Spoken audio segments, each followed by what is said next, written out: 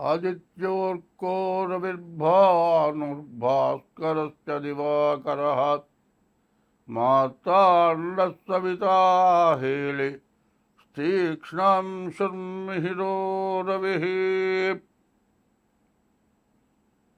गुरुर्ब्रह्मा गुरुर्विष्णुः गुरुदेवो महेश्वरः गुरुसाक्षात् परब्रह्म तस्मै श्रीगुरवे नमः। वन्दे शम्भुमुमापतिं सुरगुरुं वन्दे जगत्कारणं वन्दे पन्नगभूषणं मृगधरं वन्दे पशूनां पतिं वन्दे सूर्यशशाङ्कवक्निनयनं वन्दे मुकुन्दप्रियम् वन्दे भक्तजनाश्रयं च वरदं वन्दे शिवं शङ्करम्। ओंकारमन्त्रसंयुक्तं नित्यं ध्यायन्तो योगिनः कामदं मोक्षदं तस्मै ओंकाराय नमो नमः। नमस्ते देवदेवेश नमस्ते परमेश्वर नमस्ते वृषभारूढ नकाराय नमो नमः।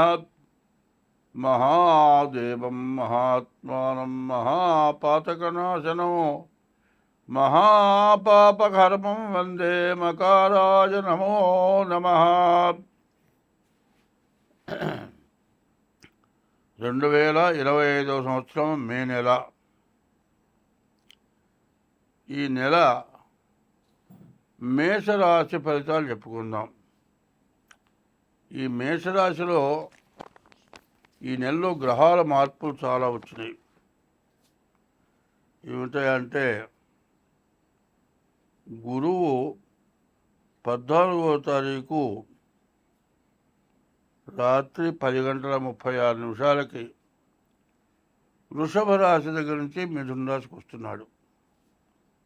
చూడండి, ఈ నెల ఈ మేషరాశికి ఫలితాలు చెప్పుకుందాం. ముందు గురువు ఇప్పటిదాకా వృషభ రాశిలో ఉన్నాడు. ఆ వృషభ రాశిలో ఉన్నటువంటి గురువు మే నెల 14వ తారీఖుకి మిథున రాశికి వస్తున్నాడు. ఈ మేషరాశికి చాలా మంచి ఫలితాలను ఇస్తాడు.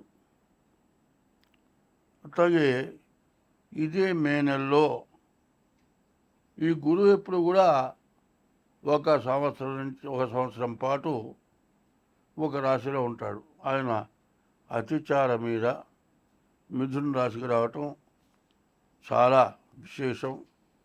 ఉచ్చకిపోతున్నాడు, చాలా మంచి చేసేవాడు. తర్వాత ఇంకోటి ఏమిటంటే రాహుకేతువులు మే నెల 18వ తారీఖు మారుతున్నాయి.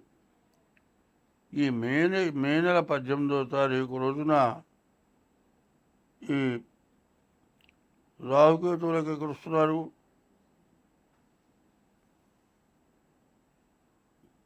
మీనరాశి నుండి ఈ 18వ తారీఖు మీన రాశిలో ఉన్నటువంటి రాహువు వెనక్కి కుంభరాశికి వస్తున్నాడు. అట్లాగే కేతువు కూడా కన్యా రాశిలో ఇంతవరకు సంచరిస్తున్న కేతువు మళ్ళీ సింహరాశికి వస్తున్నాడు. ఈ గురువు కానీ రాహువు కానీ శని కానీ ఈ గ్రహాలు ఎక్కువ కాలం ఒక్క రాశిలో ఉంటాయి. అటువంటి గ్రహాలు ఏవైనా సంవత్సరం పాటు ఉండే గురువు వృషభ రాశి నుంచి మిథున రాశికి వస్తున్నాడు. అట్లాగే సంవత్సరం 6 మాసాలు ఉండేటువంటి రాహువు మే నెల 18వ తారీఖు రోజున మీనం నుంచి కుంభానికి వస్తున్నాడు రాహువు, కన్య నుంచి సింహానికి వస్తున్నాడు కేతువు. కేతువు సంవత్సరం 6 మాసాలు ఉంటాడు. ఇట్లా రాహువు కూడా ఉచ్చరాశిలో ఉన్నాడు. దీనివల్ల ఏమిటి ప్రయోజనం అని ఆలోచిస్తే కొన్ని రాసులకి చాలా ఇబ్బందికరంగా ఉంటాయి, కొన్ని రాసులకి చాలా బాగా ఉధృతంగా, బాగా మంచిగా, ఎంతో పైకొచ్చేటట్టుగా, ఎప్పుడు రానటువంటి సుఖం వచ్చేటట్టుగా, ఎప్పుడు రానటువంటి ఆదాయం వచ్చేట్టుగా ఇట్లాంటి మార్పులు రాబోతున్నాయి. అయితే ఇవన్నీ ఏమిటాయంటే మనం ఏం చేయాలి? ఈ రాసులు 14వ తారీఖు 18వ తారీఖు, 14వ తారీఖు ఏమో గురువు, 18వ తారీఖు రాహు కేతువు మారుతున్నారు. ఈ మారిన గ్రహాలు వెంటనే ఇక మళ్ళీ మారవు.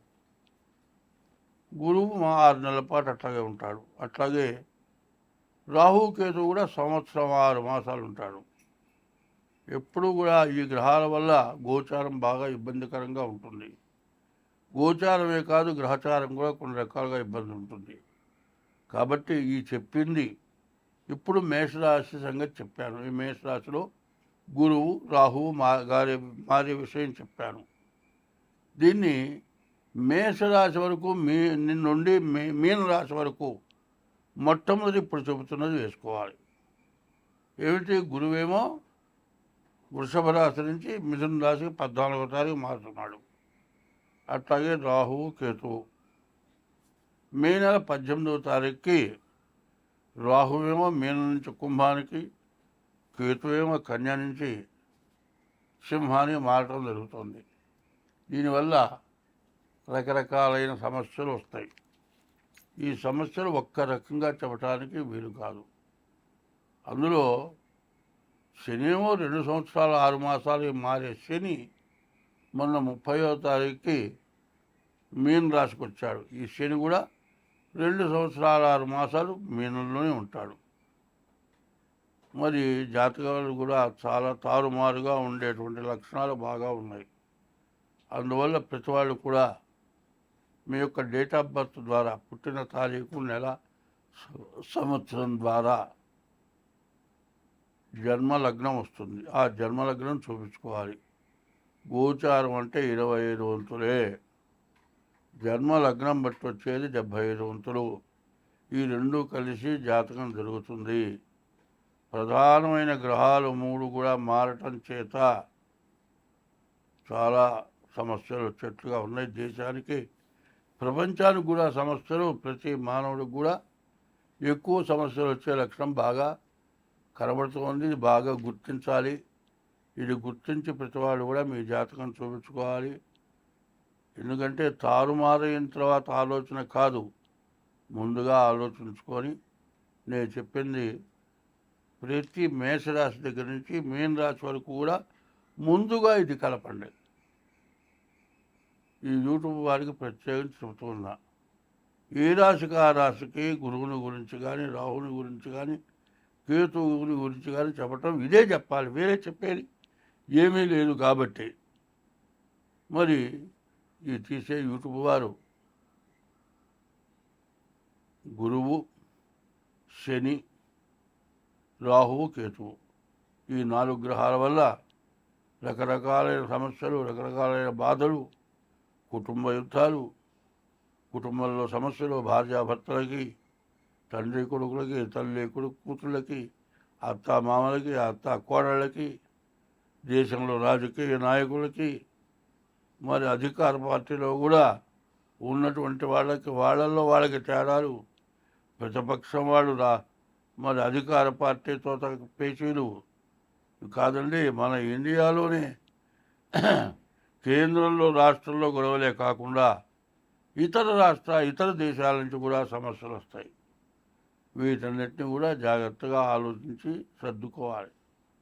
ఎందుకంటే గ్రహస్థితి ఎట్లా ఉంది, ఎట్లా చేస్తే మనం బాగుంటాం అనేదాన్ని బాగా ఆలోచించుకొని దీన్ని జాగ్రత్త చేసుకుంటే అందరం బాగుంటాము. చూస్తే మరి ఇది ప్రతి రాశి కలపాలి. గుర్తుపెట్టుకొని చదువుతావా? కలుపుతారా? ఎందుకంటే గురువు శని, అర్థమైందా? రాహు కేతు. 11వ రాశి కుంభరాశి ఫలితాలు చెప్పుకుందాం. కుంభానికి శని ద్వితీయానికి వచ్చాడు. కానీ ఈ టైం కాస్త జాగ్రత్తగా ఉండాలి. ఈ కుంభరాశి వాళ్ళకి అనారోగ్యాలు రావడానికి మాత్రం ఖచ్చితంగా ఇబ్బందులు కనపడుతూ ఉన్నాయి. మరి శని కుంభరాశికి స్వక్షేత్రం కాబట్టి ఆ రాశి వాళ్ళని ఎవరిని కూడా పాడు చెయ్యడు. కానీ నీవు చేసిన పాపానికి మాత్రం నీవు తగిన శిక్ష అనుభవించక తప్పదు. కాబట్టి ఈ కుంభరాశి వాళ్ళకి వ్యాధులు రావటానికి బాగా అవకాశం కనపడుతుంది. మీరు ఎక్కడైనా సరే ఏమాత్రం అనారోగ్యం ఉన్నా వెంటనే డాక్టర్ చూపించుకోండి. అదే కాదు, మీకు ఏమాత్రం అనుమానం వచ్చినా మీ జాతకరీత్యా ఏం జరుగుతుందో చూపించుకోండి. అనారోగ్యం దెబ్బతిన్నారంటే చాలా ఇబ్బంది పడతారు. పైన ఈ కుంభరాశి నుంచి మీనానికి శని వచ్చాడు. మరి ఈ శని స్వభావం ఏంటంటే మకర రాశిలోకి రాగానే శనికి మీకు బాగా లాభం చేకూర్చాడు అంటే మాత్రం శని ఏలునాడు శని అయిపోయి వెళ్ళేటప్పుడు మీకు ఏమీ లేకుండా చేస్తాడు, కేర్ ఆఫ్ ప్లాట్ఫారం చేస్తాడు. కాబట్టి మకర రాశిలో ఉండగా మీకు ఏమన్నా బాగా లాభాలు వచ్చుంటే చివరిలో నష్టపడబోతున్నారు అనేది గుర్తుపెట్టుకొని మీరు తగినటువంటి జాగ్రత్తలు మా బోటి తెలిసిన వాళ్ళని కనుక్కొని జాగ్రత్త పడండి. మీరు అన్ని సమస్యల నుంచి బయటపడతారు. తర్వాత ఈ కుంభరాశి వాళ్ళు ఈ రోజుల్లో ధనాధిపతి అయినాడు శని. వచ్చిన డబ్బులు వచ్చినట్లు బాకీలు తీర్చక తప్పదు. అట్లా తీరిస్తే మీ ఆస్తులు మీకు నిలబడతాయి. బాకీలు తీర్చడానికి డబ్బు ఖర్చు, వ్యాధి వస్తే వ్యాధి వల్ల డబ్బులు ఖర్చు. అంటే ధనాధిపతి అంటున్నారు కానీ ధనాన్ని రెండు రకాలుగా రక్షిస్తాడు. మీ ఆస్తి బాకీ తీరితే మీ ఆస్తి మీకు దక్కుతుంది. ఇదివరకున్న వాల్యూ కంటే ఆస్తి పెరుగుతుంది. నీవు చేసే పద్ధతిలోనే నువ్వు నష్టం పొందుతావా లాభం పొందుతావా నీది బాధ్యత. వాళ్ళు ఏం చేస్తారు, ఆస్తి ఇవ్వకపోతే స్వాధీనం చేసుకుంటాం అంటారు. పోతే పోయిందిలే, ఈ బాకీలు అక్కడ తీరుస్తాం అనుకుంటే నీ ఆస్తి పోతుంది. నీ ఆస్తి విలువ బాగా పెరిగి ఉంటుంది. నీవు కేరే ప్లాట్ఫారం అవుతావు. కాబట్టి ఎంత కష్టమైనా బాకీ తెచ్చుకుంటే ఆస్తి నిలబడుతుంది. 2 సంవత్సరాల తర్వాత నువ్వే రాజువి.